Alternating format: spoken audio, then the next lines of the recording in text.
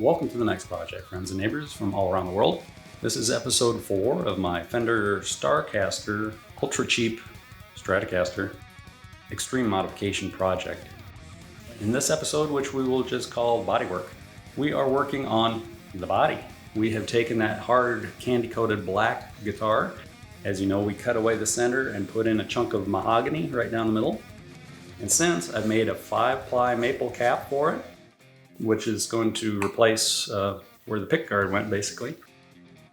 We've got a rear access, single ply of maple veneer on the back, and that is just to hide any potential for ghost or witness lines between the different materials used in the body.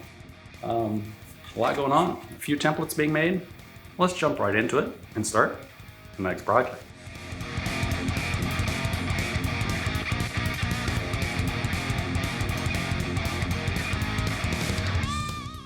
It seems like I'm always making templates, even for things that I tell myself I don't need a template for this. So I start working and then I screw something up and then I have to go back and fix it and then I make a template and just start all over again. So today I'm really starting out by making a whole bunch of templates. Well, not a whole bunch. We got a single pickup template here. And then we're going to turn this into 3 in a row, a Strat style pickups, 3 singles. I think my process is pretty straightforward just by watching, but I've had some people ask how I go about making templates, and there are a number of different processes and everybody does something different. But if anybody's interested in maybe a more step-by-step, detailed, or explained process that I use, please post some questions in the comment section below, and maybe I'll put together a how I go about making a template on any given day video. But that's up to you. Let me know.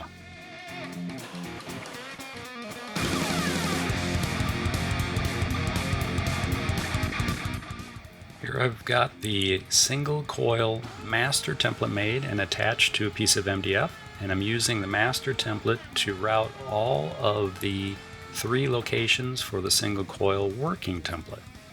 Does that make sense? It's easier than I say usually. There's the master, and that's a layout for the working template and the working template with holes punched in it.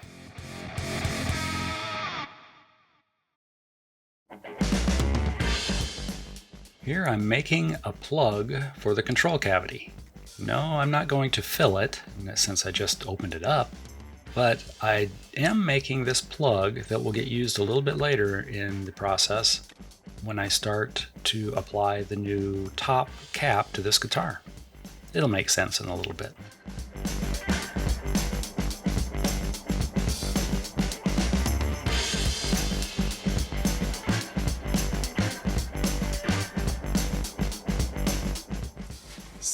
Sanding, and yet more sanding to do.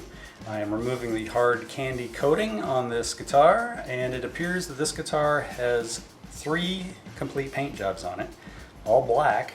My guess would be it didn't pass quality control, surprisingly, at the factory, and it got sent back. I found one area it looked like it had a big run in it up in here, and they probably tried to sand it back and send it back through. Who knows what the other times were. There was one really weird spot. I think they routed it improperly, and they had to repair that, so it went back through the process again then. Honestly, I would think they would just throw these away, but I suppose wherever this is made, this is $10. They have to save every $10 they can, so who knows? I'm making things up. I don't know. But anyway, this guitar, if guitars could talk, this would tell probably a story we wouldn't want to hear. Well, let's continue the next project. It's time to start working on the body, and the first thing I did was add some Durham's rock hard wood putty to a couple of the chipped out pieces that were in the mahogany center strip. I mentioned that in the previous video that there were maybe some binding strap tear out in that centerpiece. This is all getting sanded back and will be covered, so it's harmless. It's not going to be a structural issue at all. Now I'm doing one of my favorite things, and it is sanding, and even more sanding. This has got 3 separate paint jobs on it, not just 3 coats of paint, 3 additional, three paint jobs on it. It's got a lot of paint, plus a very thick polyester base sealer, which is really thick. It's thicker than the paint itself. I'm using just about every tool I can find to help me get that paint and most of the sealer off. It's a lot of work.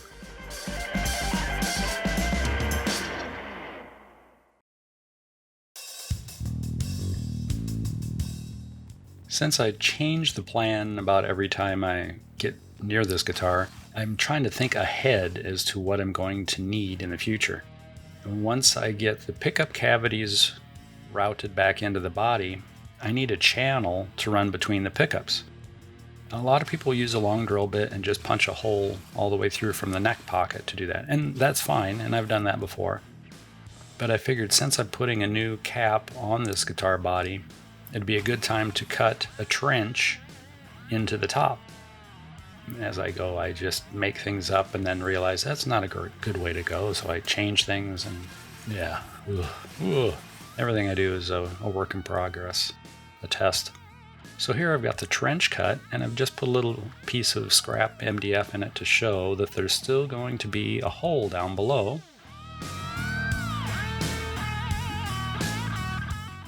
And we'll be able to put some wiring through there. Where is that pickup there? Oh, there we go. Now, this is just a sample, so we'll be able to run pickup wiring through that channel for the neck, the mid, into the bridge area, and then on to the control cavity. So now I'm cutting a plug to go in that channel that I cut. What are you doing, man? You're crazy. Just use a long drill bit and poke a hole between all the pickups. That would be easier. Where's the challenge there?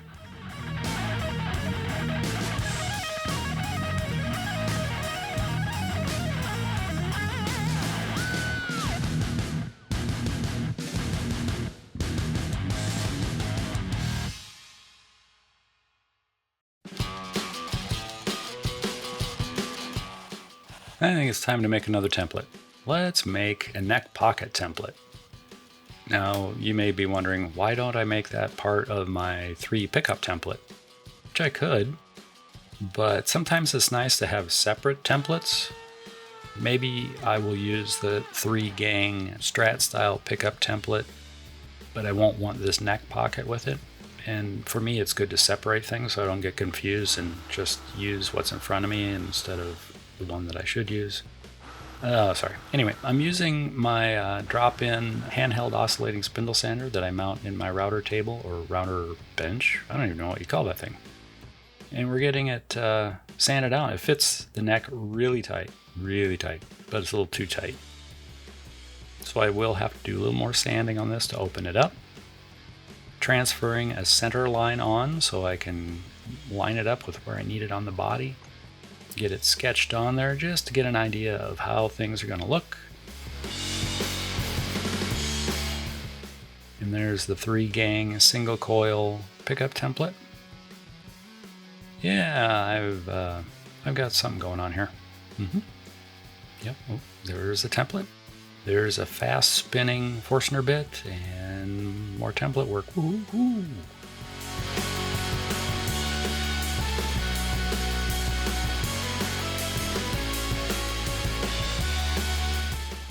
Here we go. It's back to the plug. Boy, I hope you have your seatbelt on because I'm bouncing us all around.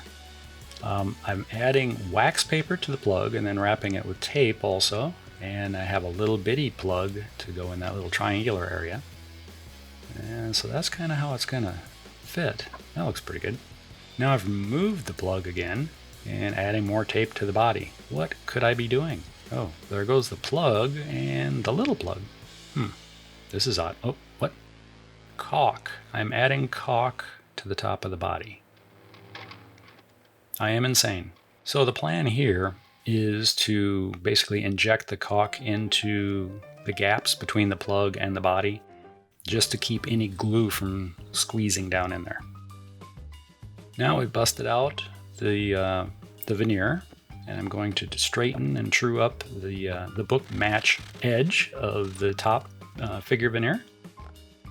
Put a few pieces of tape across, pulling it together, and a backer strip of tape, and just using Titebond to bond these 2 pieces of veneer together. Again, more tape to pull it all together. Set it aside, let it dry. Now it's time to soften the body layers of veneer. And these are rotary cut maple, and I alternate the grain with the length of the body, then the next layer goes across the body. A total of 5 plies of veneer are going to go on the top of this guitar.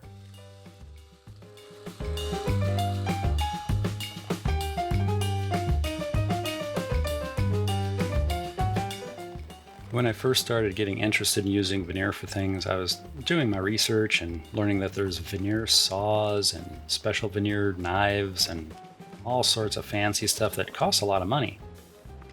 As you see, I have a pair of Fiskars scissors. You know, they're expensive. I think they were like $8. I have a pencil and, oh, there's the scissors again. I also use a straight edge razor blade, or a safety razor blade, I guess it is. X-Acto knives, pretty much anything with a sharp edge is what I use.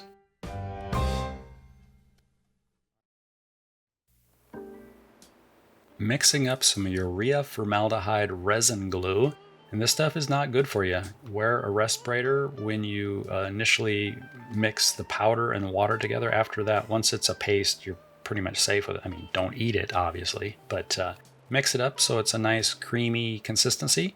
And I use a roller applicator for this stuff, and it works out great. First time I used this system was on the big orange Gretsch inspired guitar that I did, and man, I really love it. I want to do more of this kind of stuff, but I just don't have the time.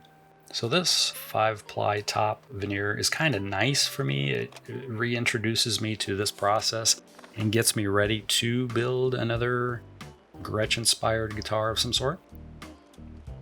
Okay, now the body is in the bag, but I realized, I didn't realize yet, but I forgot to put that board underneath the body.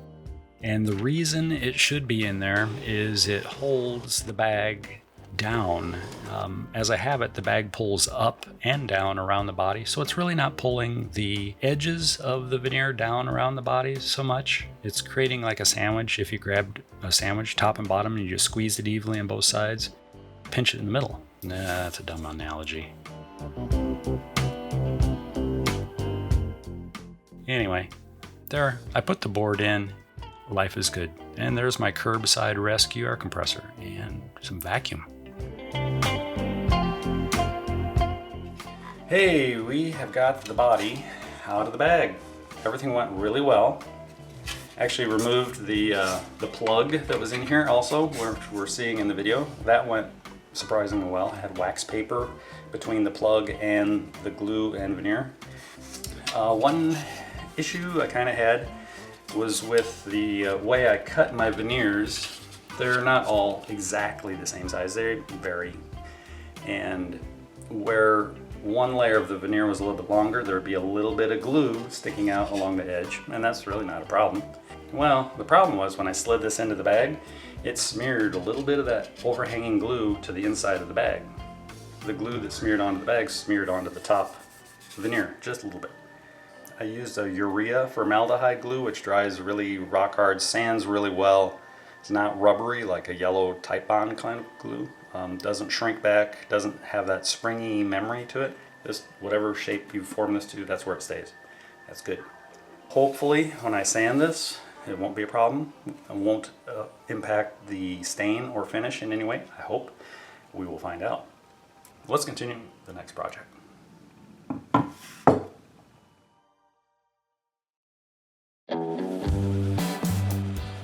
The body's out of the bag, it's all dry, and I need to get rid of that overhanging veneer. And my original plan was to run it through my bandsaw and trim away really close to the body, and then do my final sanding and routing. Well, my bandsaw was broken. I needed to add new rubber tires to it. So I used the sander, and now I'm routing and rasping and sanding and just having a good time. Oh, there's the caulk tube again with some sandpaper wrapped around it. You know what? Be creative, be resourceful. If you don't have a tool, grab a caulk tube. Invent a tool. Make it up as you go. That's always good. We learn a lot by improvising.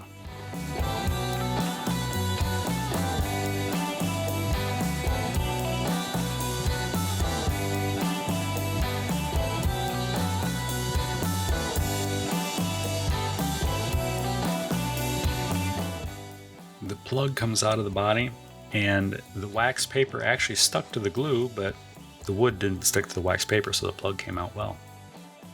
And we're getting her all sanded up, and it's looking pretty good. Measure the body as is, and it is 1 3/4 inches, but we're going to run it through the sander and thin it out just a little bit. And then I'll be adding a single ply veneer to the back of the body. And that is just to make sure things even out and stay pretty. I don't want any ghost or witness lines showing up in the future, so this is kind of a safety net for me. Now we're building up a clamping system. I'm not putting it in the vacuum bag this time. I'm using a little tight bond, squeegeeing it on, using a notched spreader. So I have the body, I have the glue and veneer, I have a 1/4 inch piece of MDF, a 1/2 inch piece of foam, a 3/4 inch piece of MDF, 3 cauls, and 6 clamps.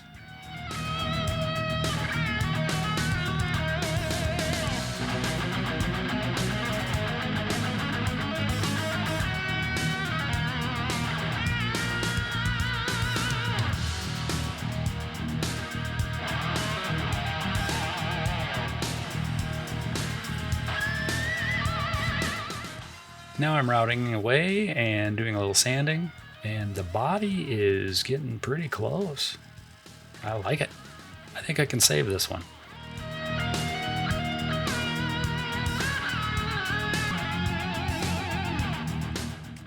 Thank you everyone for sticking with me again through this video. It's coming along pretty well. I think it's going to be a fun guitar, a great project I think in the end. Well, I hope so. Hope I don't trash it.